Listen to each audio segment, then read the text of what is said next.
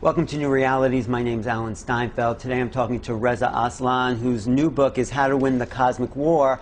And you talk mostly from a political point of view, but you're not to go back to the 20th and 19th century, but Marx said that the religion is the opiate of the masses. So it seems like the fundamental problem is ideology, is religion, is the conditioning and brainwashing that not just Islam, but all religions have that make people identify with a belief as opposed to something I think we're moving towards, or I like to speak of in this program, is more of a human understanding of who we are. So when you talk about a cosmic war, you're talking about belief systems, right? Yeah, well, look, there is a fundamental difference between religion and faith. Faith is mysterious. It's indescribable. It's this sort of luminous experience of transcendence. Religion is the language that we use, a language made up of symbols and metaphors that we use to express faith to ourselves and to each other.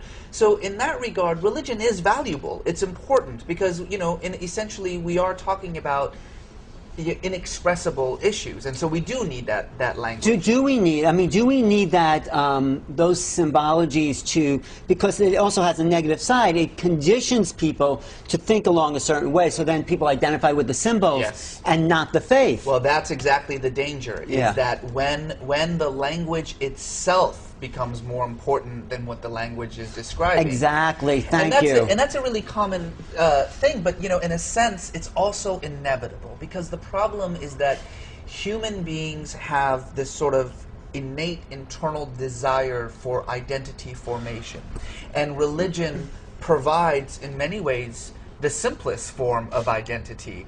And in fact, that's precisely why, as I say in the book, religion and violence so easily go hand in hand, because these are the two simplest forms of identity formation, violence and religion. Except in educated country or educated people, there seems to be a kind of a lifting up of that old identification. The more educated people are, it seems the less violent they will be. On the contrary. You think so? On the contrary. As a matter of fact, look, violence is a tactic. It serves a particular purpose. And so, yes, if you're in Gaza and you have no hope and no dreams and no home, and you want liberation and you want sovereignty, then you can use violence to do so.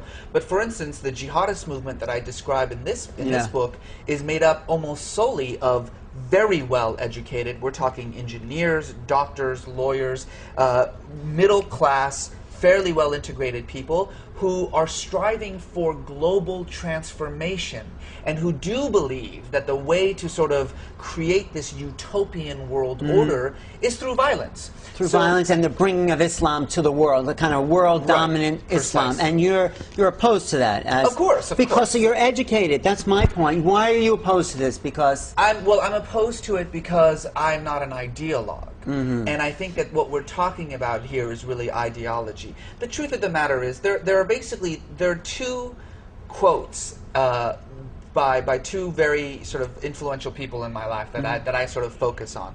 The first is Meister Eckhart, this great medieval spiritualist, who essentially once said, and I'm paraphrasing him here, that if you focus so narrowly on a single path to God, all you will ever know is the path.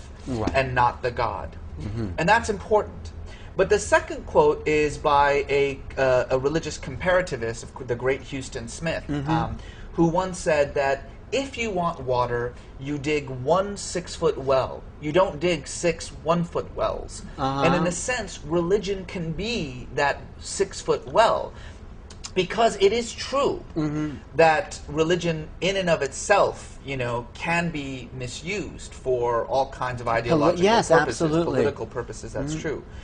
But the fact of the matter is that human beings are helped by a language, by a framework, to express what is inexpressible. When you're talking about transcendence, when you're talking about the divine. You can express it, and the problem is those wells are drying up, even though they've gone very deep and they've conflicted with themselves. And what this program is about is starting something new, a new pan-humanism that talks about that faith that people have in the mysterious and the unknown. I mean, you're Islamic, right? I'm a Muslim, yes. So what is, and your belief might be totally different than another Muslim person, right? Absolutely, yes. So religion and personal ideology don't have to mix. I mean, your belief is your belief. I am a person of faith, and I am most comfortable with the symbols and metaphors that Islam provides, because the concept of divine unity, which is at the core of Islam, the notion of oneness, that all of creation is a single entity, is very much what I believe. That's not solely Islamic. It's Christian. It's even quantum physics, you know, is saying that. Yes, it's true. So, but the difference, of course, with Christianity is Christianity is based on a conception of incarnation and a dualism. There is the ethereal realm, the material, and then there's the material realm. That's not what Islam says. Islam says all of creation, if it exists, it's God. That's what Islam says. That is what quantum physics sort of says, Strangely enough, it's true. And a lot of work has been done, by the way, about the way in which certain spiritual and mystical forms of religion and quantum mechanics have sort of speak the same language. Right, and the higher samadhi states in some Hindu traditions. Very much. So could you give up being a Muslim and just be someone who has that understanding of faith? Could you let go of the external? I'm not saying just you, but can people in general rely on the self as opposed to the form? This is what I'm hoping, because it seems like it's the form that creates so much conflict, and you're probably not saying that, but could you yourself let go of calling yourself a Muslim and not change anything that you say about the world? Let me step back for 1 second here, because I do want to clarify a mistake that I hear a lot of people say all the time. This idea about religious violence. Yes, it is absolutely true that religion has been responsible for some unspeakable acts of violence throughout history. It's also more true that over the last century, the most bestial, most horrific acts of violence in human history have been carried out in the name of unabashedly secularist ideologies. Fascism, socialism, Nazism, Stalinism, Maoism, even Darwinism. These are secularist ideologies that have been responsible for far greater violence than religion could ever have hoped to accomplish.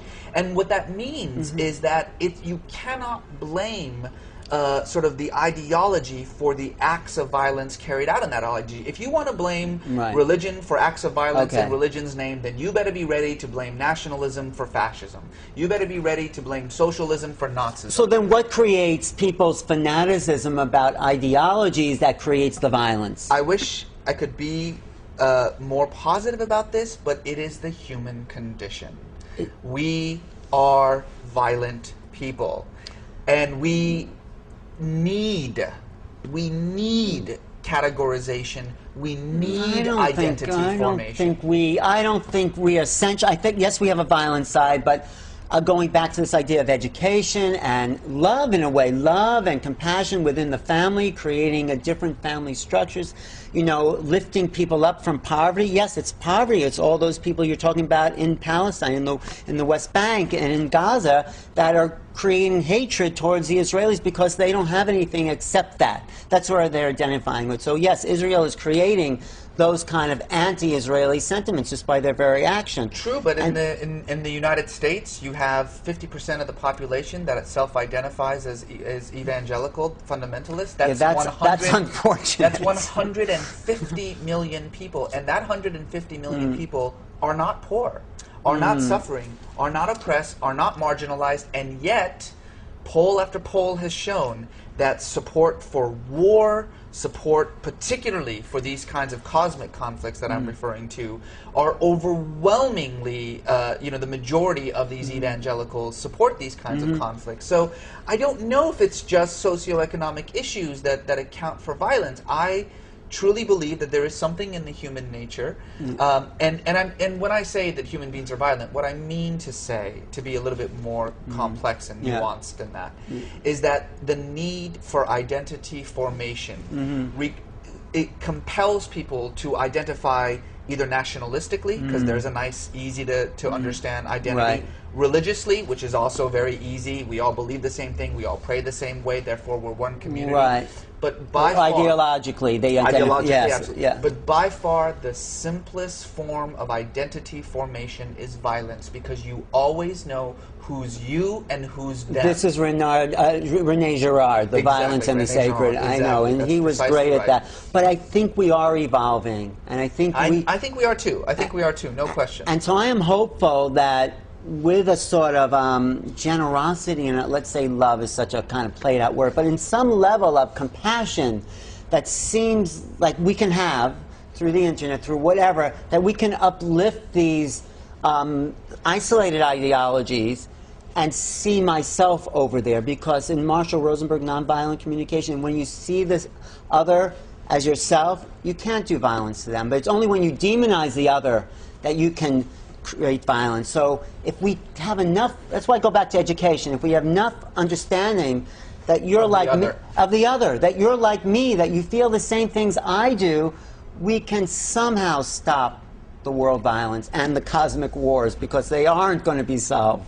Inshallah, as we say. Thank you for your time. Thank you very much. I appreciate it. Any final words about any hope for the future that you would like to see? Well, all I would say is that, you know, while it may be true that people are becoming more religious, it's also true that religion itself is evolving, that we're evolving, that, you know, sometimes we have such a narrow perspective on what's going on in the world, and if we sort of look at the world through this sort of narrow lens, things look bad. But open up that lens, have a historical view, and I think it's hard not to be optimistic. It's hard not to notice that we're progressing forward. I hope so. I mean, I'd like to do away with religion altogether and just focus on the individual and what one feels. Thanks for your time. Thank you. Good luck with this book. Thanks very much. Reza Aslan's latest book, How to Win the Cosmic War. We'll be talking to him again. This is Alan Steinfeld for New Realities. Thank you for watching. All right, thanks, Alan.